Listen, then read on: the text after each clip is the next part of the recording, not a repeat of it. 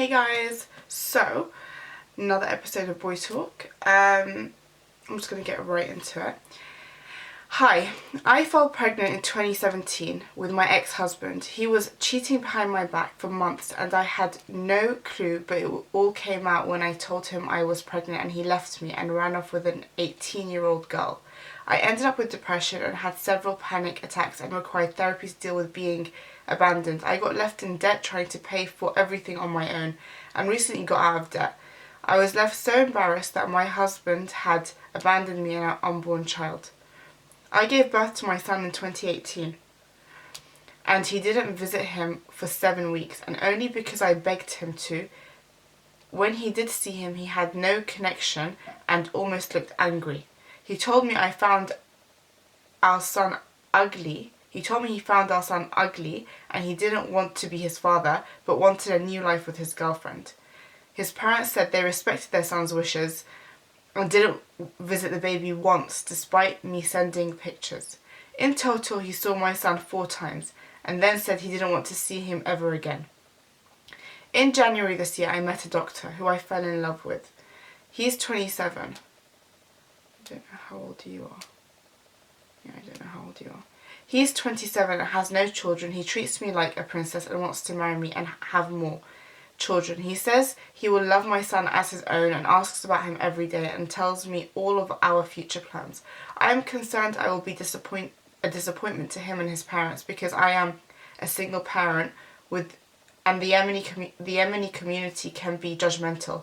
I'm just worried, as my family say to me, it's too good to be true and I should be concerned why someone wants to take on another child. Now it's another person's child. Now it's putting ideas in my head and I'm so scared. How can I stop being so hard on myself? Is this normal? Please help. Okay, it's completely normal to feel this way. I don't think your family's helping by putting these thoughts in your head, but I guess it's coming from a good place. They just want you to be careful and kind of protect your heart as much as possible, because obviously what you've gone through is not like, I can't imagine a man would leave his child. I don't care if he's in love with another woman and he wants to leave you, fine. But the fact that he can't even connect with his own child, that is like beyond me. The problem is, I mean, there are situations where you could get screwed over. No one's taking that away. However, the problem is when you've come out of such a bad relationship, you start to second guess and you start to kind of view any new person that comes into your life with those same kind of like issues and like that same energy. Just kind of like, you're just waiting for them to kind of show their true colours, because obviously you didn't expect it with your first husband. That is kind of a blessing and a curse. It's a blessing because it allows you to be careful, but it's a curse because when you believe things, you eventually believe them into existence.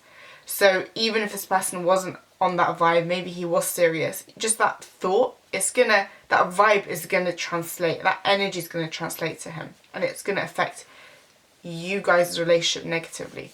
What I would say is, if this person is, serious about you, like you say, and he wants to, start a family with you, and he wants to take your child on as his own, it's not the most impossible thing in the world, okay? We are so, like, our vision of, like, single mothers and like blended families are so skewed by our cultures and our community's way of looking at it. But people that are kind of raised in a different way, if we just take like Western people for instance, there are so many families that are blended, like a dad with his kids and a mum with her kids, and it's such a normal thing. But just the way that our society views women that are separated, they have children or etc like that almost, it changes us as single women as well. It changes our view of ourselves and what we are deserving of and what we should be expecting. And I don't think we should allow it to that degree. I think we should still allow ourselves to expect good, to expect something amazing. Because yeah, I've been in that situation where you get treated so well and you compare it to your past relationship and you're just like, I'm just waiting for a fuck up right now. Like, I'm just literally waiting for a fuck up. This can't be it. You can't. There was a quote somewhere where it's like, when you end up in a really good relationship and you start to think wow, like, I'm not supposed to be crying 3 times a day? Like, I didn't even know that. Like, it's just, it will feel even more too good to be true because of your past. But you need to find more security and more confidence in yourself. This person most likely would have fallen for you. He's serious about you. He's already talking about marriage. He's already talking about future. My only thing is, when is this future coming? When is he planning to get married? Like, when are all these plans gonna materialize?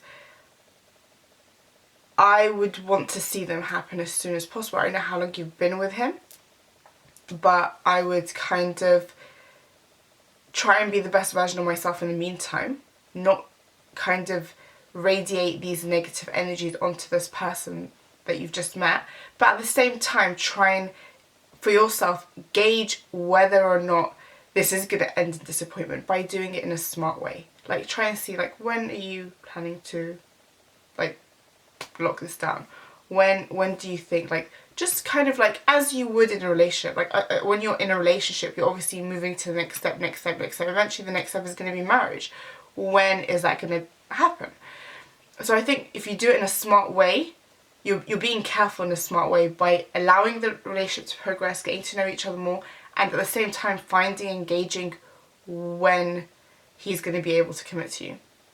And based on those questionings and seeing his responses, I mean, I think just kind of wait for it to happen, I guess. But obviously, no, don't give it too long. Like, obviously, just see where it goes. I mean, I don't really have enough information fully to be able to kind of tell you exactly what this person feels or thinks. But you know that more than anyone. And your gut feeling, beyond what your parents have said or your family have said, your gut feeling you should trust. If you feel like there's something wrong with this person, or like this is too, if you feel like it's too good to be true, it probably is. But I get a sense that you don't feel like it's too good to be true, and it's just the insecurities from your past relationship, plus, you know, the hearing things in your ears from your family right now.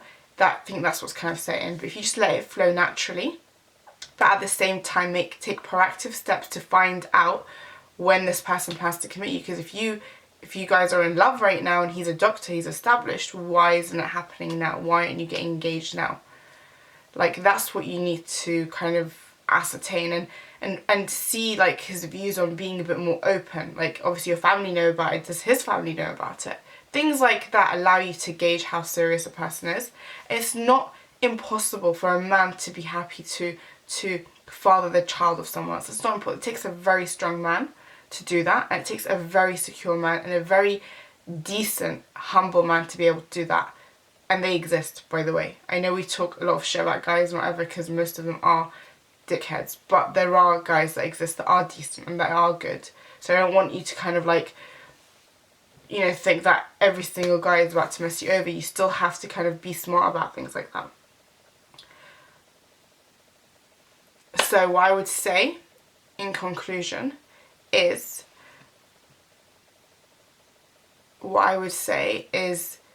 tread carefully but proactively take steps to find out, you know, what are the next steps. And if you still don't know each other to that degree, obviously it goes without saying, don't give yourself to that person. Focus on getting to know that person more and more and more, you know, on a friendship level. You can still discuss future plans, you know, on that level. You can still discuss all of that as long as you don't allow it to get physical, you don't allow it to get sexual. Don't consider yourself any different from a girl that's a virgin. Like, don't ever feel like just because that person knows that you're not a virgin now, like, it's free pass. It's not. It definitely is not. So don't fall into that trap.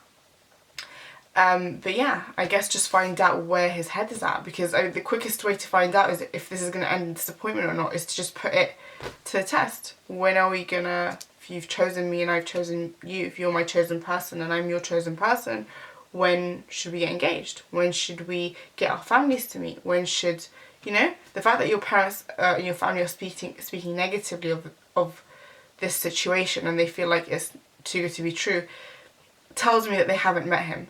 So why haven't they met him yet? So I would maybe focus on those things happening. And if it's really early on, then I wouldn't put your hopes up. That's all the advice I would give you. I wouldn't put your hopes up. If it's that early on that you can't even bring up that conversation, I would be like, make sure you're on a friendship only level, like you're moving as friends, and at the same time, get to know that person to the point where you're able to ascertain properly, and do not put your hopes up. Like, don't go in with no expectations. It's okay to go in with no expectations if you're not giving yourself. If you're not giving parts of yourself that you would only give to your husband, it's okay to do that. Go in with no expectations. Someone F's up, okay, whatever. It doesn't matter, because you've not given anything of yourself to that person. Whatever, on to the next person. Like, whatever, talk to someone else. Friends, until someone mans up and steps up to that position where they will be your husband. But yeah, hope you've enjoyed this video too. Sorry I'm rushing, I'm just trying to get through so many. But hopefully I'll get more out ASAP. Make sure you follow me on all my social media. The link's at the end of the video. And make sure also you are, if you like my videos, make sure you've subscribed and turned on post notifications. And also, if you have issues of your own or problems of your own and you want advice, basically, just email me in the email address. Email me to the email address in the description box below. Okay, thanks for watching. Bye.